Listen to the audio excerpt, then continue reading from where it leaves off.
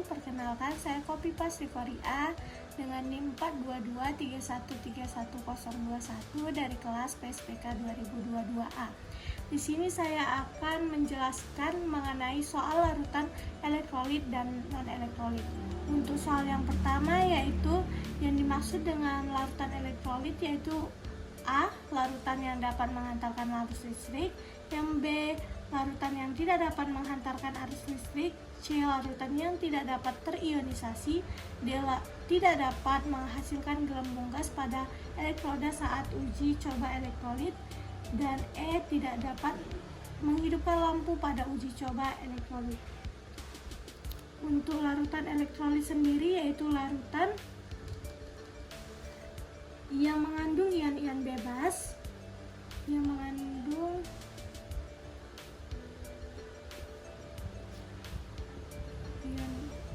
ion bebas dan juga dapat menghantarkan listrik.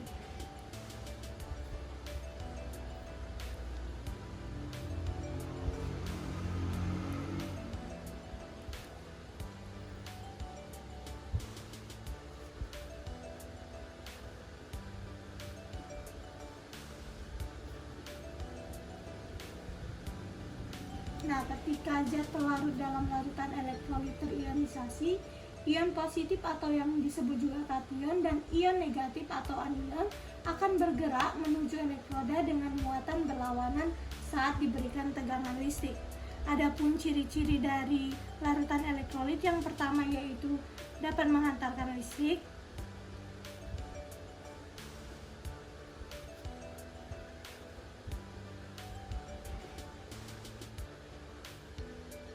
Yang kedua, menghasilkan gelembung pada elektroda.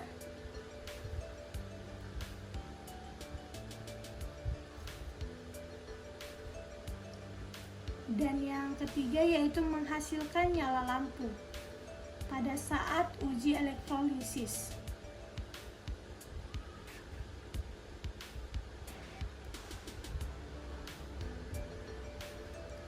Nah, dari option A, B, C, dan A, B, C, D, E, maka dapat disimpulkan bahwa larutan elektrolit merupakan larutan yang dapat menghantarkan arus listrik, dikarenakan untuk option B, C, D, dan E merupakan pengertian dari larutan non-elektrolit. Untuk soal yang kedua, larutan elektrolit dapat menghantarkan arus listrik dikarenakan terdapat ion-ion yang bergerak bebas. Hal ini sesuai dengan option C pada pilihan, di mana larutan elektrolit dapat menghantarkan arus listrik karena mengandung ion-ion bebas yang dapat bergerak dalam larutan. Hal ini dikemukakan oleh seorang ilmuwan dari Swedia pada tahun 1887 yaitu Stefan August Arrhenius, yang mengemukakan sebuah teori yang menjelaskan bahwa larutan elektrolit dapat menghantarkan arus listrik yaitu disebabkan oleh adanya ion-ion yang bergerak di dalam larutan. Ketika zat terlarut dalam air mengalami ionisasi atau disosiasi, ion-ion positif dan ion-ion negatif terbentuk dan bergerak menuju elektroda dengan muatan berlawanan saat diberikan tegangan listrik. Nah, untuk soal selanjutnya yaitu larutan yang bisa menghantarkan listrik, yaitu yang berikatan ion dan kovalen polar, di mana suatu larutan dapat menghantarkan listrik jika mengandung ion-ion bebas yang dapat bergerak dalam larutan. Hal ini terjadi pada senyawa yang berikatan ion dan kovalen polar. Senyawa ionik terdiri dari kation dan anion yang terbentuk akibat transfer elektron antara logam dengan non-logam. Dalam keadaan padat, senyawa ionik tidak dapat menghantarkan listrik karena ion-ionnya terikat kuat dalam isi kristal. Sedangkan saat dilarutkan dalam air ataupun dilelehkan, senyawa ionik akan terdisosiasi menjadi ion-ion yang bergerak bebas dan dapat menghantarkan listrik. Sedangkan senyawa dengan ikatan kovalen polar biasanya tidak menghantarkan listrik juga dalam bentuk murni, tetapi dalam bereaksi dengan air akan menghasilkan ion.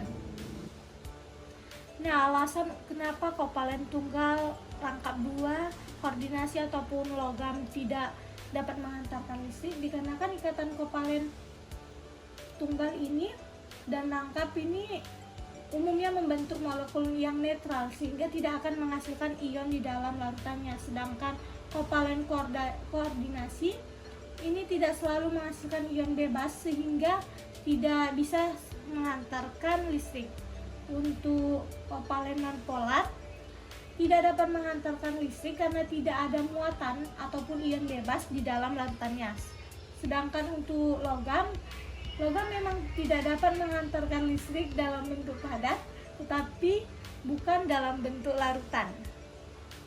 Sehingga untuk yang dapat menghantarkan listrik yaitu ikatan ion dan juga ikatan kovalen polar. Untuk soal yang keempat, larutan yang non-elektrolit berikatan dengan ikatan kovalen nonpolar, di mana ikatan kovalen nonpolar ini tidak dapat menghantarkan listrik karena tidak memiliki muatan ataupun ion bebas di dalam larutannya. Ini terjadi pada zat dengan ikatan kovalen nonpolar yang tidak mengalami ionisasi di dalam air. Soal selanjutnya yaitu jika suatu larutan dari uji coba larutan elektrolit memiliki data antara lain lampu tidak menyala dan pada elektrode timbul gelembung gas, maka berdasarkan data tersebut dapat disimpulkan bahwa larutan tersebut merupakan larutan elektrolit lemah, di mana pada uji larutan elektrolit terdapat dua indikator utama untuk menentukan jenis larutan. Yang pertama yaitu menyala atau tidaknya lampu yang menunjukkan kuat atau lemahnya daya hantar listrik.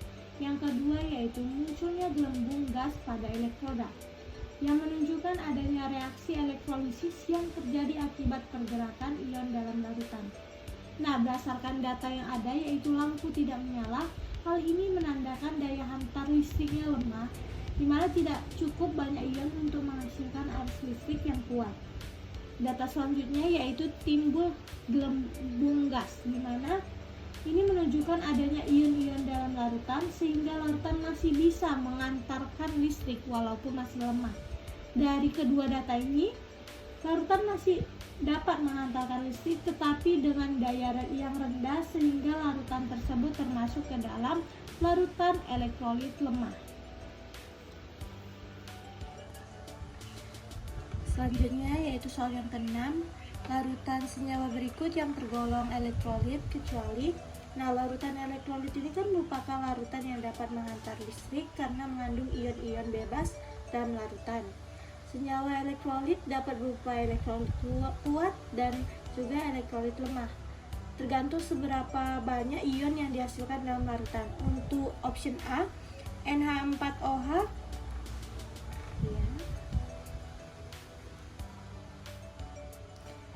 NH4OH atau amonium hidroksida merupakan elektrolit lemah dikarenakan NH4OH ini termasuk dalam basa lemah, di mana dia nanti akan terionisasi sebagian di dalam air menjadi NH4 positif, H4 positif dan juga OH-. Nah, untuk NaCl ini termasuk ke dalam garam, di mana garam ini akan terionisasi sempurna di dalam air dan akan terionisasi menjadi Na+ dan juga Cl-. Untuk option yang ketiga yaitu C6H12O6 ataupun glukosa, ini termasuk ke dalam senyawa kovalen.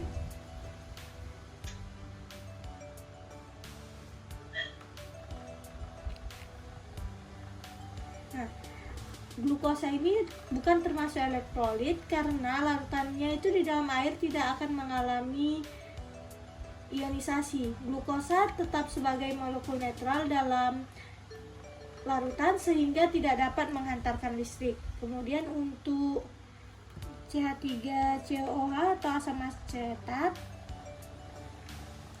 ini termasuk ke dalam asam lemah sehingga dia akan terionisasi menjadi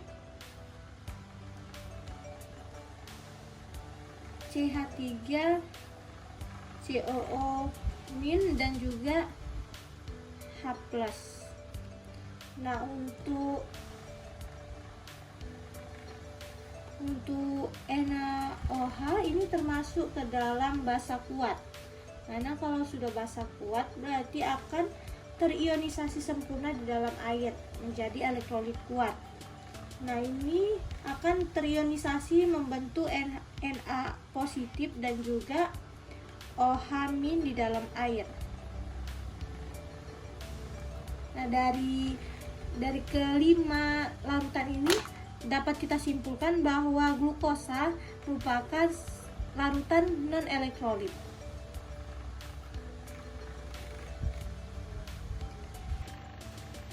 Selanjutnya, perhatikan data tabel berikut ini.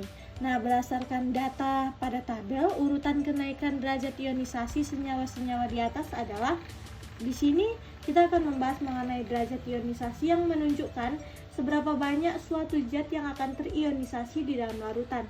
Nah, semakin tinggi derajat ionisasi, maka semakin banyak ion yang akan dihasilkan dan semakin baik juga larutan itu akan menghantarkan listrik. Terlihat pada larutan A, di sini tidak memiliki gelembung gas dan juga nyala lampunya mati. Ini menunjukkan bahwa larutan tersebut merupakan larutan elektrolit.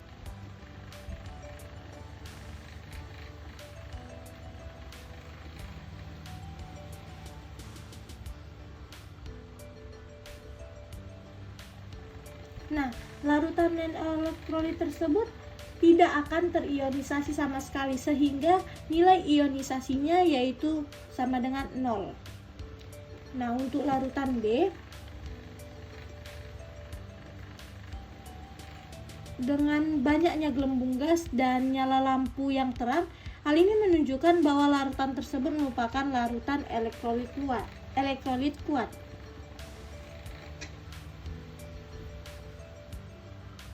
Di mana elektrolit kuat akan terionisasi sempurna sehingga akan memiliki derajat ionisasi yaitu A sama dengan 1. Sedangkan larutan C merupakan larutan elektrolit lemah di mana ditandai dengan sedikitnya gelembung gas dan juga nyala lampu yang mati.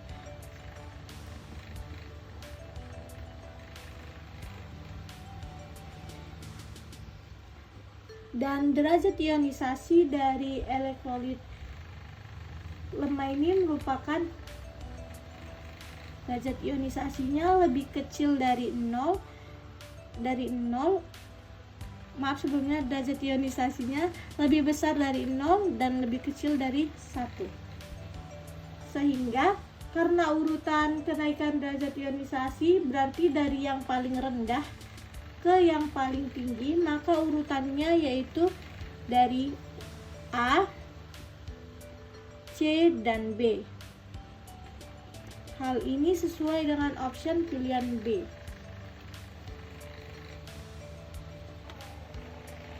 Nah, selanjutnya suatu senyawa memiliki derajat ionisasi 0. Pernyataan di bawah ini yang benar berkaitan dengan senyawa tersebut adalah untuk option A, senyawa mengalami ionisasi sempurna dalam air. Hal ini menunjukkan pernyataan yang salah, di mana sebenarnya karena ionisasinya sempurna, seharusnya ini derajat ionisasinya itu sama dengan 1.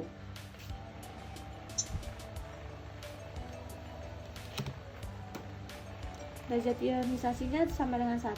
Kemudian untuk option B, larutannya bersifat elektrolit kuat. Hal ini juga merupakan pernyataan yang salah, di mana elektrolit kuat memiliki derajat ionisasi itu yang mendekati 1 atau sama dengan 1, bukan sama dengan 0. Untuk option C, tidak ada gelembung gas saat diuji daya hantar listriknya. Hal ini merupakan pernyataan yang benar dikarenakan larutan elektrolit ini tidak memiliki ion bebas sehingga tidak ada terjadi reaksi elektrolisis yang menghasilkan gelembung gas ataupun nyala pada lampu.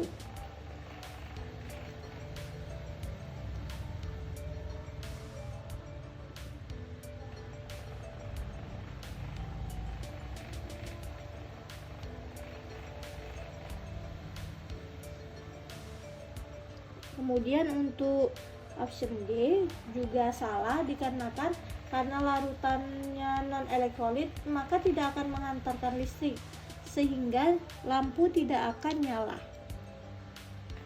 Ini mendapat penampakan.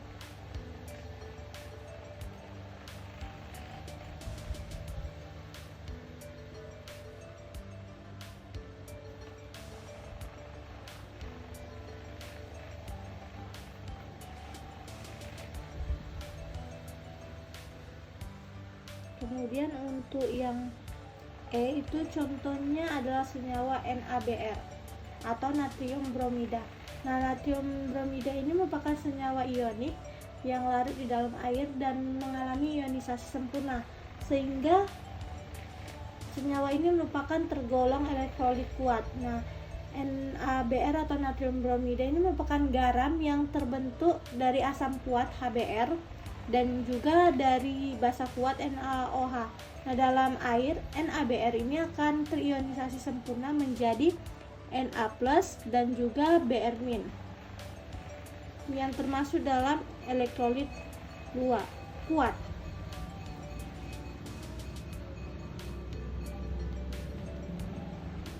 Nah, jadi NaBr ini merupakan elektrolit kuat sehingga dia derajat ionisasinya itu sama dengan 1. Jadi jawaban yang benar yaitu C. Selanjutnya perhatikan data dari percobaan uji larutan berikut. Nah, pasangan senyawa yang merupakan larutan elektrolit dan non-elektrolit berturut-turut ditunjukkan oleh nomor. Mari kita bahas satu persatu dari tabung reaksi pertama. Kita dapat melihat dari elektrodenya tidak ada gelembung dan lampunya padam. Hal ini berarti menunjukkan larutan termasuk ke dalam larutan non-elektrolit.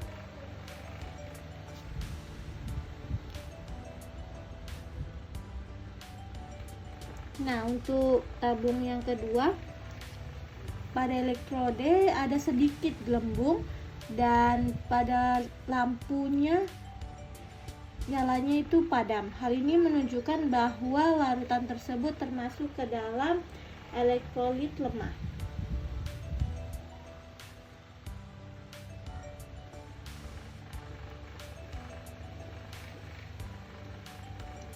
Untuk larutan yang ketiga yaitu dapat kita lihat dia pada elektrodenya sedikit gelembung dan lampunya redup. Hal ini juga sama seperti larutan yang kedua tadi yaitu larutan elektrolit lemah.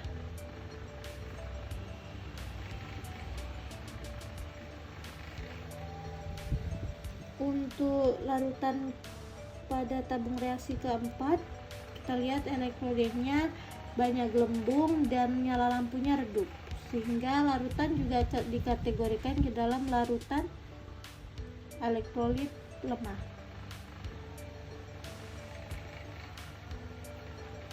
Untuk tabung yang kelima dapat kita lihat bahwa pada elektrode dia banyak gelembung gas sedangkan lampunya menyala terang. Hal ini menunjukkan bahwa larutan tersebut termasuk ke dalam larutan elektrolit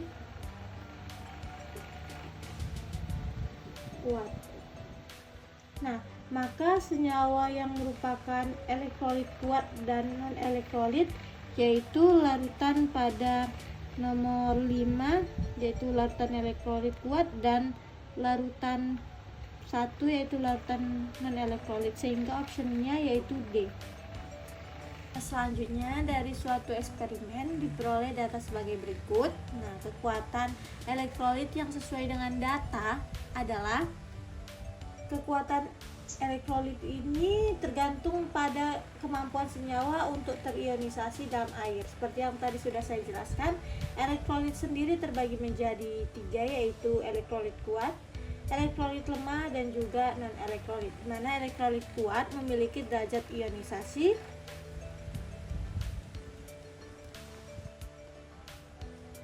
yaitu 1, dimana hal ini menunjukkan bahwa senyawa itu terionisasi sempurna di dalam air. Kemudian yang kedua yaitu elektrolit lemah, di mana senyawa dalam hal ini akan terionisasi tetapi hanya sebagian di dalam air, sehingga derajat ionisasinya lebih besar dari 0 tetapi lebih kecil daripada 1. Kemudian yang terakhir yaitu larutan non-elektrolit. Nah, pada larutan non-elektrolit, senyawa itu tidak akan terionisasi sama sekali, sehingga derajat ionisasinya yaitu sama dengan 0. Nah, dari opsi jawaban berdasarkan data, kita simpulkan bahwa untuk HCl atau asam klorida ini termasuk ke dalam elektrolit kuat.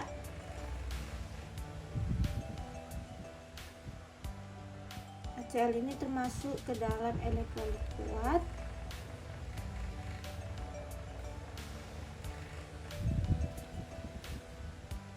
dikarenakan HCl ini termasuk ke dalam asam kuat yang akan terionisasi sempurna di dalam air, sehingga akan terionisasi menjadi H+ dan juga Cl-. Kemudian untuk yang kedua yaitu C12H22O11 atau sukrosa, ini termasuk ke dalam larutan non-elektrolit. Dikarenakan apa? Dikarenakan larutan ini akan larut di dalam air, tetapi dia tidak akan membentuk ion-ion selanjutnya yaitu CH3COOH ataupun asam asetat. Asam asetat ini termasuk ke dalam asam lemah, sehingga dia dapat dikategorikan ke dalam elektrolit lemah.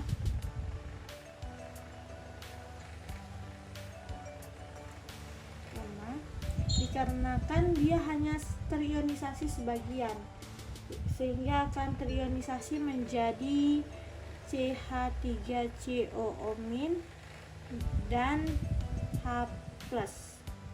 Nah, berdasarkan data yang sudah ada, urutan kekuatan elektrolitnya kita dapat yaitu urutannya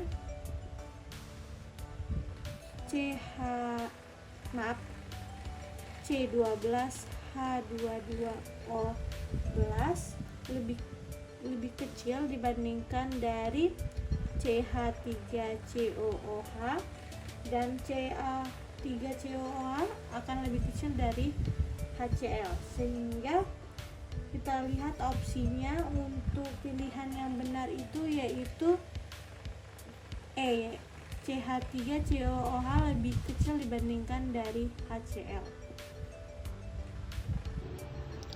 Nah, untuk selanjutnya dengan menguji elektroda dimasukkan ke dalam HCl, ternyata lampu menyala.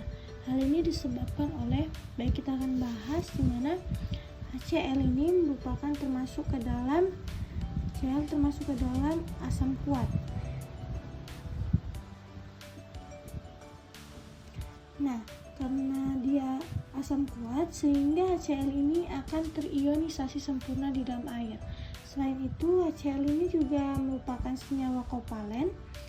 Nah, yang memiliki elektrolit kuat seperti yang saya katakan tadi, yang akan menghantarkan arus listrik karena HCl ini memiliki derajat ionisasi sama dengan 1, di mana hal ini akan menyebabkan HCl dapat terionisasi sempurna.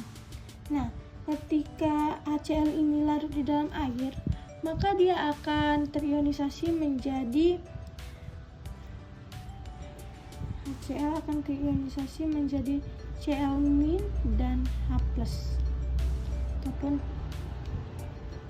Nah, karena ion-ion yang terbentuk ini bergerak bebas sama larutan, hal ini yang akan memungkinkan arus listrik saat elektroda dimasukkan. Karena HCl asam kuat dan hampir seluruh molekulnya itu terionisasi, sehingga larutan memiliki daya hantar listrik yang baik dan menyebabkan lampu menyala. Sehingga untuk option yang benar yaitu option D, di mana asam klorida terionisasi mengakibatkan adanya arus listrik. Untuk soal selanjutnya, dua buah larutan X dan Y diuji menggunakan alat uji elektrolit. Nah, pada larutan X, lampu dapat menyala dan terdapat gelembung pada tabung elektrode. Sedangkan pada larutan Y diuji coba menghasilkan lampu tidak menyala, namun terdapat sedikit gelembung gas pada elektrode. Dari pengamatan tersebut dapat disimpulkan bahwa, baiklah, di sini kita akan membahas mengenai pengujian pada alat uji elektrolit, di mana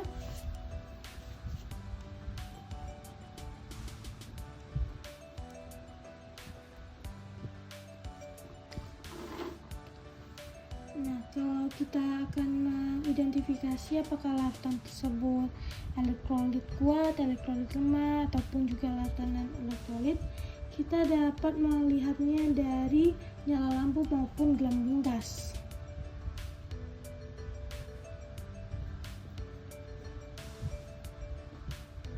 Indikatornya yaitu nyala lampu dan juga gelembung gas.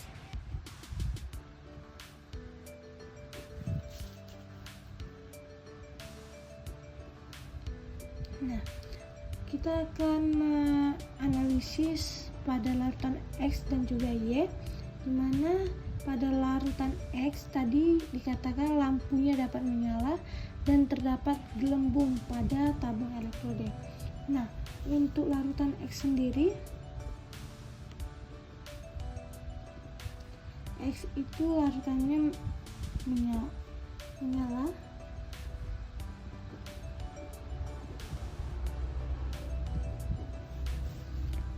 terang dan juga ada gas.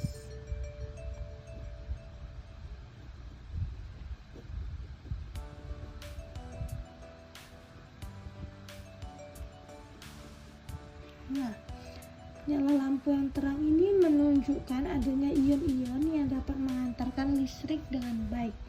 Nah, sedangkan banyaknya gelembung gas pada elektroda ini terjadi elektrolisis dengan reaksi ion-ion yang kuat. Sehingga jika kita lihat dari ciri-cirinya, larutan X ini akan tergolong ke dalam elektrolit kuat. Nah, sedangkan untuk larutan Y,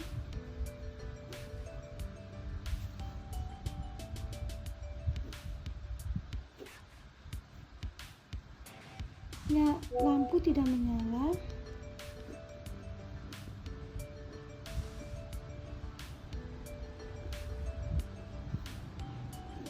tapi ada sedikit gelembung gas.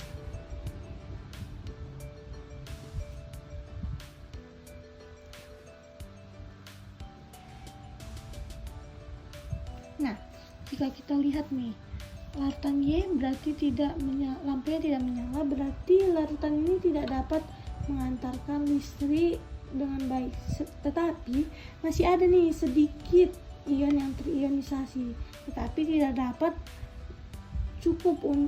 cukup untuk menyalakan lampu, sehingga larutan Y ini termasuk ke dalam kategori elektrolit lemah. Nah, dari option kita dapat lihat bahwa pilihan yang tepat itu yaitu option A, di mana larutan X merupakan elektrolit kuat dan Y termasuk ke dalam elektrolit lemah. Nah, untuk soal selanjutnya, berapa mol larutan NaCl yang terlarut apabila memiliki derajat ionisasi 0,9 dan jumlah mol yang dilarutkan yaitu 10 mol. Nah, di soal diketahui bahwa derajat ionisasinya sebesar 0,9, kemudian mol yang dilarutkan yaitu 10 mol, dan yang ditanya yaitu mol yang terlarut ataupun jumlah mol yang terionisasi. Sehingga kita dapat menggunakan rumus di mana derajat ionisasi sama dengan jumlah mol yang terionisasi per jumlah mol yang dilarutkan. Di soal sudah diketahui bahwa jumlah derajat ionisasinya itu 0,9, Kemudian jumlah mol terionisasinya merupakan yang akan kita cari. Lalu jumlah mol yang dilarutkan sebesar 10 mol, sehingga jumlah mol yang terionisasi yaitu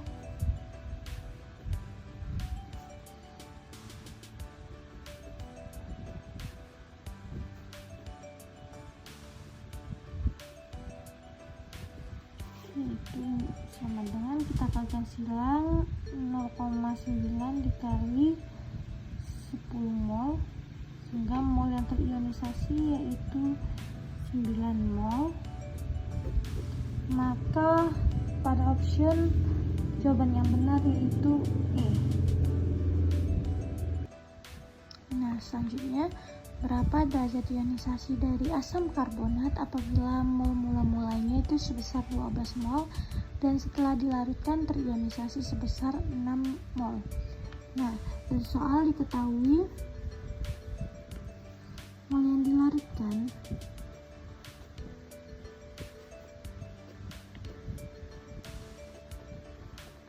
yaitu sebesar 12 mol dan juga mol yang terionisasi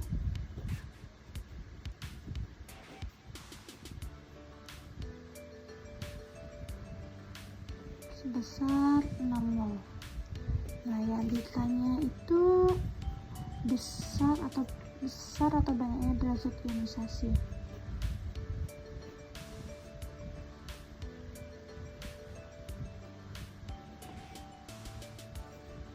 Nah, untuk mencari derajat ionisasi, kita dapat menggunakan rumus derajat ionisasi sama dengan jumlah mol terionisasi per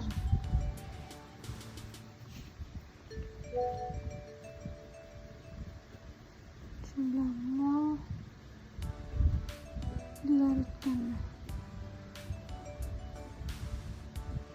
Nah, seperti yang kita ketahui di soal sudah diberikan nilai-nilainya, di mana jumlah mol yang terionisasi itu sebanyak 6 mol, kemudian jumlah mol yang dilarutkan yaitu sebanyak 12 mol, sehingga dapat derajat ionisasinya yaitu sebesar 0,5, yang berarti asam karbonat termasuk ke dalam elektrolit lemah. Jadi jawaban dari soal tersebut yaitu option C, 0,5. Selanjutnya, larutan yang termasuk ke dalam elektrolit kuat adalah, larutan elektrolit kuat itu kan larutan yang terionisasi sempurna di dalam air dan menghasilkan ion-ion yang dapat bergerak bebas sehingga dapat mengantarkan listrik dengan baik. Nah, dari kelima larutan yang ada di option, mari kita telah satu-satu, di mana untuk cuka ini termasuk ke dalam kategori larutan asam lemah.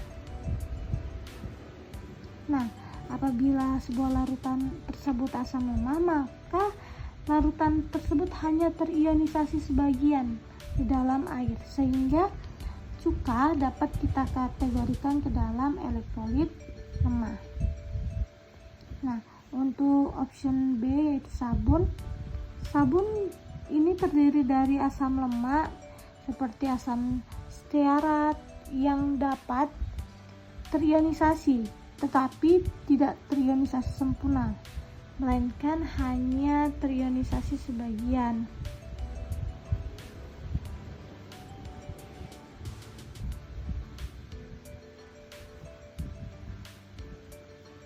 Apabila larutan tersebut terionisasi tetapi hanya terionisasi sebagian, maka larutan tersebut juga dapat dikategorikan ke dalam elektrolit lemah. Nah, untuk gula atau glukosa ini merupakan sebuah contoh dari larutan non elektrolit, karena nantinya glukosa ini tidak akan terionisasi di dalam air, sehingga nanti karena dia tidak dapat terionisasi menjadi ion-ion, maka dia tidak akan dapat menghantarkan listrik dengan baik, sehingga Larutan gula merupakan larutan non-elektrolit. Nah, untuk option D yaitu garam. Garam seperti contohnya itu NaCl, KCl atau NaBr. Ini merupakan salah satu contoh dari larutan elektrolit kuat, karena nantinya garam ini akan terionisasi sempurna.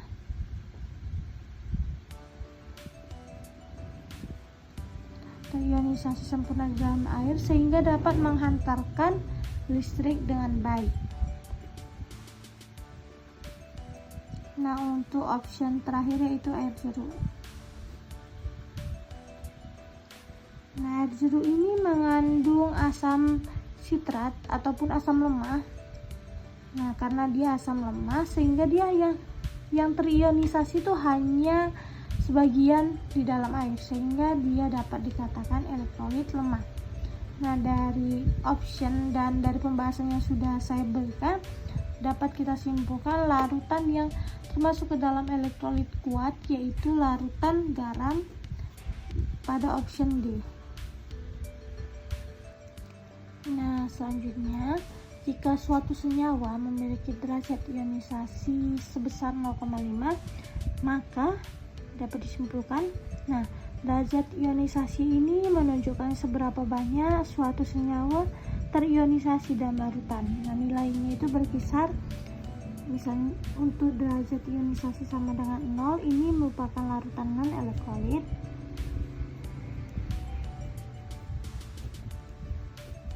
Yang dia tidak akan ada ion yang terbentuk. Nah, untuk derajat ionisasi yang kedua yaitu berkisar dari lebih besar dari 0 dan lebih kecil dari 1. Ini termasuk ke dalam larutan elektrolit lemah. Nah, pada elektrolit lemah ini dia ionnya akan terionisasi sebagian.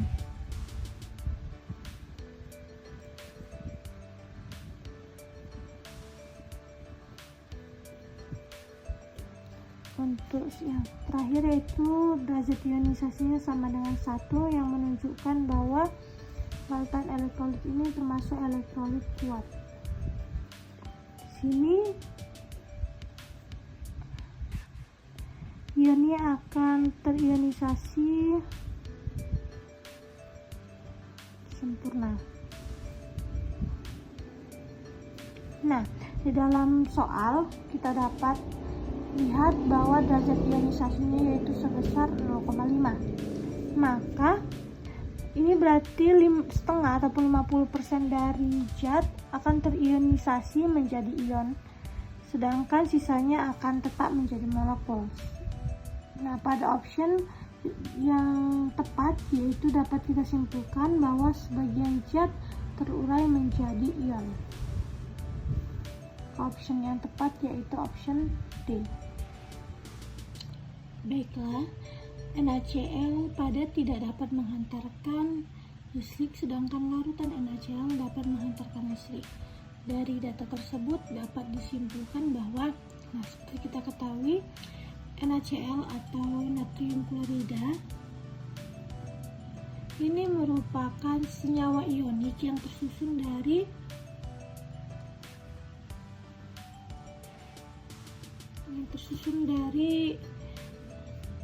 ion Na positif dan juga Cl negatif. Nah, senyawa ionik ini tersusun dalam bentuk kisi kristal padat. Nah, dalam keadaan padat, ion dari Na dan juga Cl ini terikat kuat dalam struktur kristal, sehingga tidak ada ion yang akan bergerak bebas, sehingga tidak akan dapat mengantarkan listrik. Ini jika dalam keadaan padat.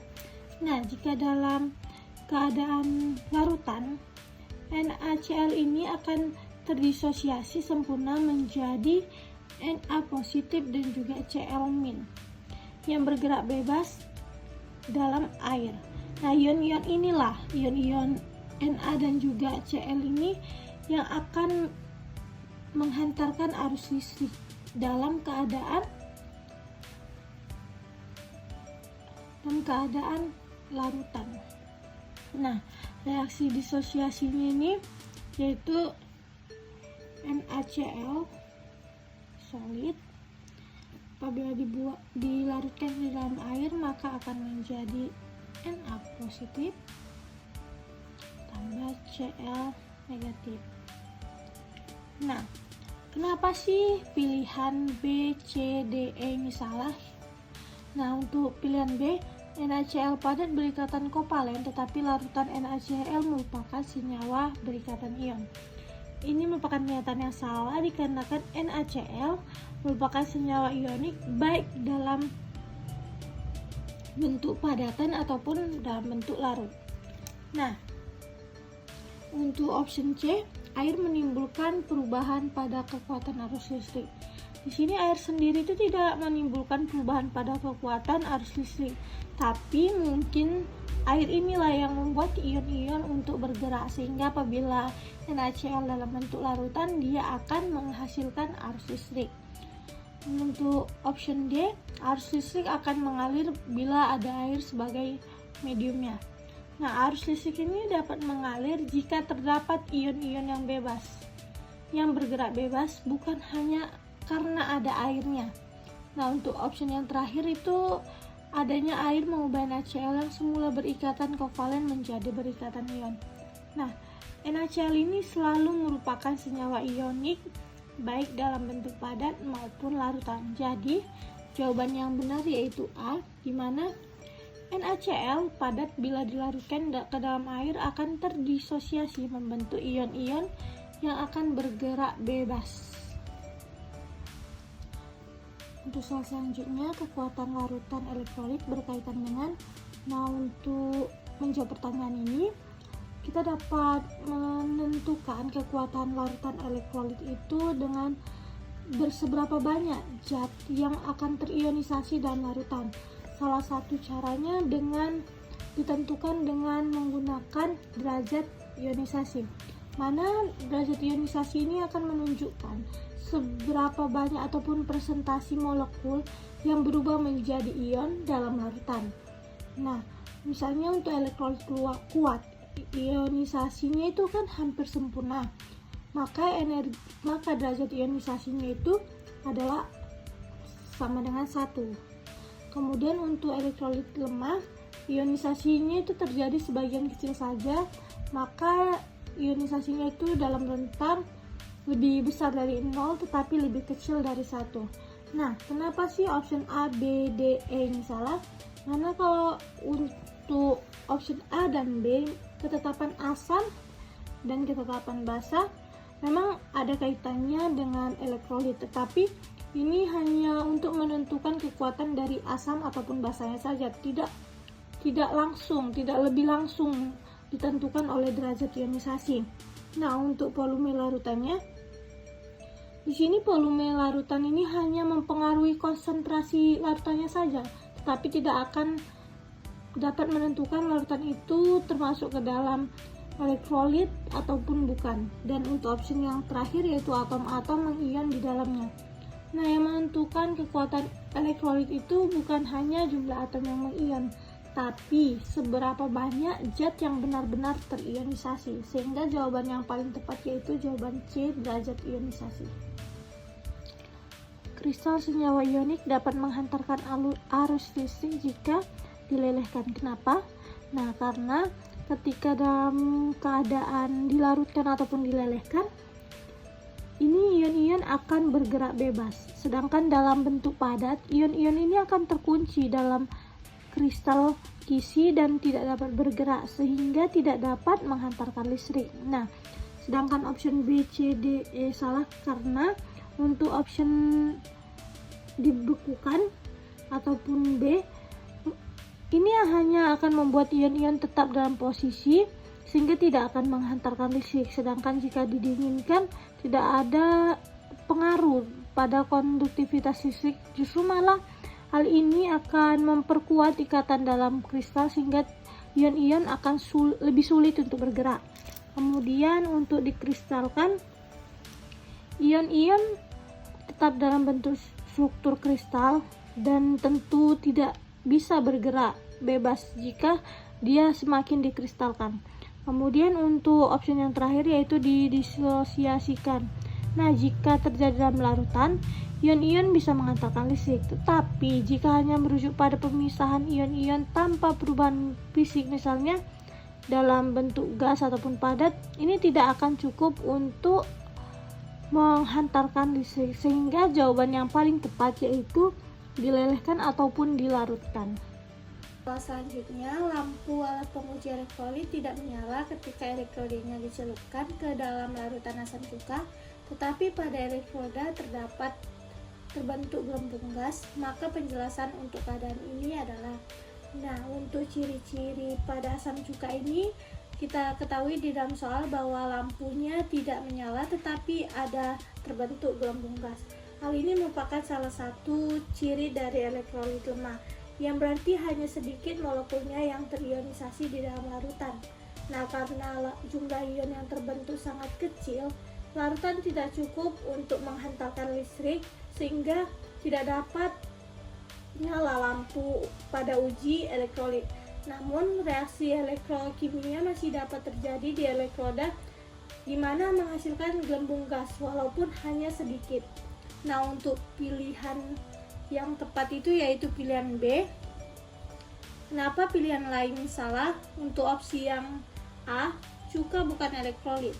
Ini salah karena cuka tetap termasuk ke dalam elektrolit meskipun ke dalam elektrolit lemah. Untuk option C, cuka merupakan elektrolit kuat. Hal ini juga salah karena elektrolit kuat akan menghasilkan banyak ion yang seharusnya nyala lampunya itu hidup, bukannya mati. Kemudian untuk yang D, alat penguji elektrolit rusak. Ini juga salah dikarenakan mungkin lampu tidak menyala karena adanya gelembung gas menunjukkan alat masih berfungsi. Sedangkan untuk option yang terakhir yaitu gas yang terbentuk adalah cuka yang menguap. Ini salah karena gelembung gas berasal dari reaksi elektrokimia, bukan dari penguapan cuka. Oke, soal selanjutnya, pada pemeriksaan daya hantar listrik beberapa larutan asam dengan volume yang sama, larutan yang memiliki daya hantar listrik terbesar yaitu, kita dapat melihat daya hantar listrik ini tergantung pada dua ciri. Yang pertama itu jenis elektrolitnya, termasuk ke elektrolit kuat kah atau lemah. Yang kedua berdasarkan konsentrasi ion yang terionisasi dalam larutan. Nah, untuk HCl 0,1 molar. Ini HCl merupakan termasuk ke dalam asam kuat. Nah, asam kuat berarti dia termasuk ke dalam elektrolit kuat di mana terionisasi sempurna menjadi H+ dan juga Cl-. Nah, untuk H2SO4 0,1 molar merupakan asam kuat. Di sini H2SO4 akan terionisasi sempurna menjadi 2H+ dan juga SO4 2-. Nah, kemudian untuk H2SO4 yang 0,05 molar ini juga termasuk ke dalam asam kuat, tetapi konsentrasinya ini lebih rendah dibandingkan yang 0,1 molar tadi. Di sini juga terionisasi menjadi 2H+ dan SO4 2-. Nah, untuk CH3COOH 0,1 molar dan 0,05 molar ini termasuk ke dalam asam lemah. Nah, karena H2SO4 ini menghasilkan 2 ion H per molekul, maka untuk larutan H2SO4 0,1 molar akan menghasilkan lebih banyak ion dibandingkan dengan HCl yang 0,1 molar. Sehingga untuk memiliki daya hantar listrik yang besar itu yaitu H2SO4 dengan 0,1 molar. Nah, soal selanjutnya, pada pengujian elektrolit, lampu menyala terang ketika elektroda alat uji elektrolit dicelupkan ke dalam larutan. Nah, apabila lampu menyala terang, jika larutan tersebut merupakan elektrolitnya itu termasuk ke dalam elektrolit kuat, yang berarti terionisasi sempurna dan akan menghasilkan banyak ion dalam larutan. Untuk option A, CH3COOH ataupun asam asetat, ini termasuk ke dalam golongan asam lemak. Nah, apabila dia tergolong ke dalam asam lemah, maka jenis dari elektrolitnya itu termasuk ke dalam elektrolit lemah, mana ion-ionnya akan terionisasi sebagian sehingga akan menghasilkan warna nyala lampu redup. Kemudian untuk NH4OH ataupun amonium hidroksida, ini termasuk ke dalam basa lemah. Basa lemah juga termasuk ke dalam kategori elektrolit lemah. Dan nyala lampunya tentu saja dia akan redup. Kemudian untuk H2S atau asam hidrosulfida ini merupakan asam lemah. Sama seperti tadi, apabila dia dikategorikan ke dalam asam lemah, maka dia jenis elektrolitnya elektrolit lemah dan warna nyala lampunya itu redup. Kemudian untuk MgCl2 atau magnesium klorida, ini termasuk ke dalam garam dari asam kuat yaitu HCl dan basa kuat MgOH, sehingga jenis elektrolit yang akan dihasilkan yaitu elektrolit kuat, di mana senyawa ioniknya ini akan terionisasi sempurna menjadi Mg2 positif dan juga Cl-. Dikarenakan dia termasuk elektrolit kuat, maka nyala lampunya itu akan terang. Kemudian untuk opsi yang terakhir yaitu C2H5OH ataupun etanol, dia ini termasuk ke dalam senyawa yang netral ataupun alkohol. Ini alkohol. Nah, biasanya alkohol itu termasuk ke dalam jenis larutan non elektrolit. Yang pastinya nyala lampunya itu tidak ada atau tidak menyala.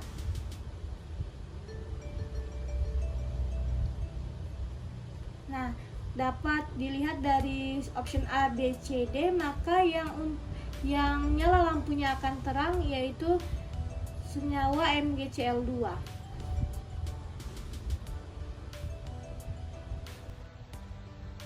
Selanjutnya, jumlah ion H+ yang dihasilkan dari ionisasi satu molekul CH3COOH dalam air yaitu, CH3COOH ataupun asam asetat ini termasuk ke dalam kategori asam lemak. Nah, berarti kalau CH3COOH ini termasuk ke asam lemak, ini menandakan bahwa asam asetat ini termasuk ke dalam elektrolit lemah, yang berarti hanya terionisasi sebagian di dalam air, dimana reaksi ionisasi asam asetat di dalam air yaitu CH3COOH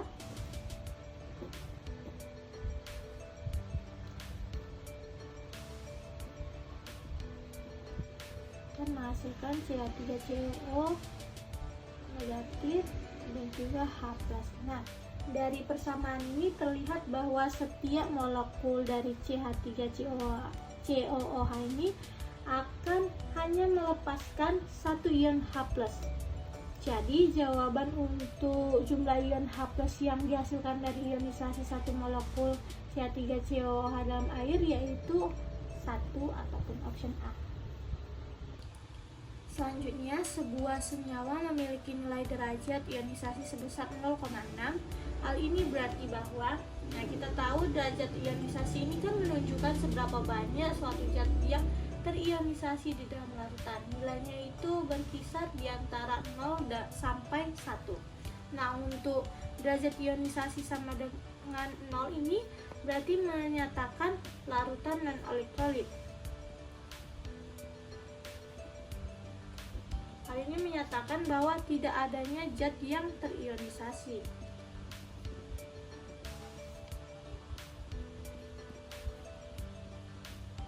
Sementara itu untuk derajat ionisasi yang lebih besar daripada 0 tetapi lebih kecil daripada 1, ini menunjukkan bahwa zat tersebut merupakan elektrolit lemah. Nah, elektrolit lemah ini menandakan bahwa hanya sebagian zat yang akan terionisasi. Sedangkan untuk derajat ionisasi sama dengan 1, ini menandakan bahwa jenis elektrolitnya yaitu elektrolit kuat. Pada elektrolit kuat ini, semua zat akan terionisasi sempurna.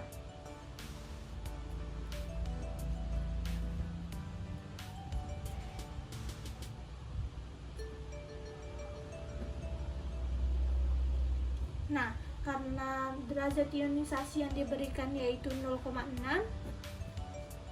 berarti sebagian zat dalam larutan ini terurai menjadi ion. Tetapi tidak seluruhnya. Kondisi ini sesuai dengan elektrolit lemah yang memiliki ionisasi parsial, sehingga jawaban yang tepat yaitu D. Selanjutnya, di antara kumpulan senyawa berikut yang tergolong elektrolit kuat yaitu, kita akan membahas per optionnya di sini. H2 untuk option A, H2O termasuk ke dalam larutan non-elektrolit karena dia bersifat netral. Kemudian H2S dan H2CO3 ini termasuk ke dalam asam lemah sehingga akan terionisasi sebagian dan dia tidak akan terionisasi sempurna sehingga dia termasuk ke dalam larutan elektrolit lemah. Kemudian untuk H2, HCN dan CH3COH seperti yang tadi, H2O ini termasuk ke dalam netral. Kemudian HCN ini dan CH3COH ataupun asam asetat termasuk ke dalam asam lemah sehingga dia hanya terionisasi sebagian dan dia masuk ke dalam kategori larutan elektrolit lemah. Kemudian untuk option C, di sini NaOH ini termasuk ke dalam basa kuat sehingga dia terionisasi sempurna. Kemudian NaCl dan NaBr ini termasuk ke dalam garam sehingga dia akan terionisasi sempurna. Jadi untuk NaOH, NaCl dan NaBr termasuk ke dalam golongan elektrolit kuat. Kemudian untuk option D yaitu H2S, HCN dan NH4OH. Di sini NH4OH termasuk ke dalam basa lemah, sedangkan H2S dan HCN ini termasuk ke dalam asam lemah. Kemudian untuk option yang terakhir yaitu H2CO3, HCN dan H2S ini termasuk dia ke dalam asam lemah. Jadi untuk yang tergolong elektrolit kuat yaitu NaOH, NaCl dan juga NaBr. Optionnya adalah C. Untuk soal selanjutnya, konsentrasi larutan CH3COH ataupun asam asetat yang diperlukan agar lampu alat uji elektrolit dapat menyala paling terang yaitu, CH3COH ini kan termasuk ke dalam elektrolit lemah, di mana dia hanya akan terionisasi sebagian di dalam air. Kemudian untuk daya hantar listrik apabila larutan elektrolit itu tergantung pada jumlah ion yang terbentuk, yang ditentukan oleh derajat ionisasi dan juga konsentrasi larutan. Nah, karena asam asetat ini hanya sedikit ionisasi, maka yang akan kita perhatikan di sini yaitu konsentrasinya, di mana semakin besar konsentrasinya maka akan semakin banyak ion yang terbentuk sehingga daya hantar listriknya akan meningkat. Nah, dari option yang ada dapat kita lihat bahwa konsentrasinya ini beragam dimulai dari 0,1, 0,2, 0,4, 0,6 dan juga 1 molar. Nah, dapat kita lihat juga bahwa yang 1 molar merupakan konsentrasi yang tertinggi dibandingkan yang lainnya, sehingga akan menghasilkan jumlah ion yang terbanyak dan juga lampu yang paling terang, sehingga jawaban yang paling tepat yaitu 1 molar. Untuk selanjutnya, diketahui larutan asam asetat dengan konsentrasi 0,1 molar memiliki derajat ionisasi sebesar 0,04. Nah, berdasarkan data tersebut, konsentrasi ion H+ dalam larutan yaitu, nah untuk mencari konsentrasi dari ion H+-nya, yang pertama kita buat dulu diketahuinya ya. Nah, dari soal kita dapat mengetahui diketahuinya yaitu konsentrasi awal dari CH3COOH-nya. Konsentrasi awal CH3COOH dimana sebesar 0,1 molar. Kemudian derajat ionisasinya yaitu sebesar 0,04. Nah, untuk rumus mencari dari konsentrasi ion H+ kita dapat menggunakan sama dengan derajat ionisasi dikalikan dengan konsentrasi CH3COOH awal. Mari kita substitusikan nilai yang sudah ada, di mana 0,04 dikalikan dengan konsentrasi awalnya yaitu 0,1 molar, sehingga didapatkan konsentrasi dari H+ yaitu 0,004 molar. Nah, untuk option yang tepat yaitu option D. Perhatikan gambar berikut ini. Pasangan larutan elektrolit kuat dan non-elektrolit berdasarkan gambar di atas ditunjukkan oleh nomor. Nah, ciri-ciri larutan elektrolit kuat itu kan banyak gelembung gas dan juga lampu menyala terang.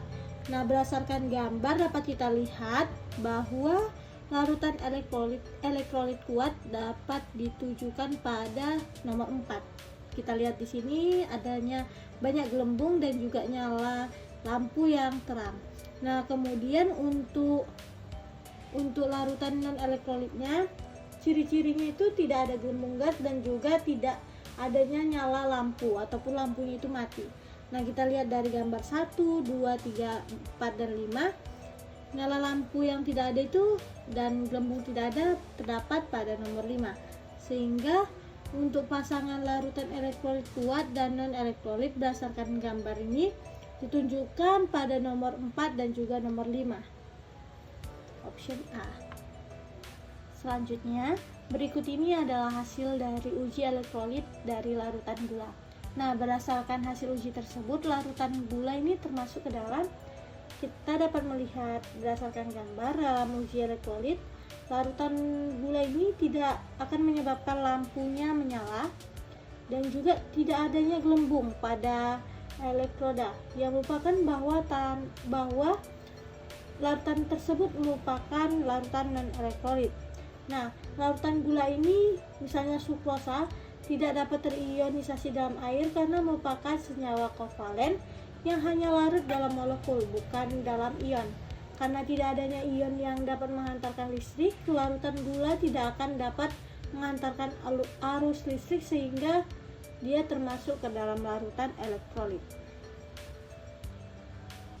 Nah, untuk soal yang terakhir, suatu larutan CH3COOH dengan konsentrasi 0,1 molar memiliki derajat ionisasi sebesar 0,02, maka konsentrasi ion H+ dalam larutan yaitu, nah untuk mencari konsentrasi ion H+ dalam larutan asam lemah dapat digunakan rumus yaitu konsentrasi H+ sama dengan derajat ionisasi dikali dengan konsentrasi dari CH3COOH, dimana kita ketahui tadi derajat ionisasinya sama dengan 0,02, kemudian konsentrasi dari CH3COOH nya itu 0,1 molar, maka derajat ionisasi maka konsentrasi ion H+ yaitu sama dengan 0,02 dikalikan dengan konsentrasi dari CH3COOH yaitu 0,1 molar, maka konsentrasi dari ion H positif yaitu 0,002 molar. Sehingga jawaban yang tepat yaitu jawaban option A.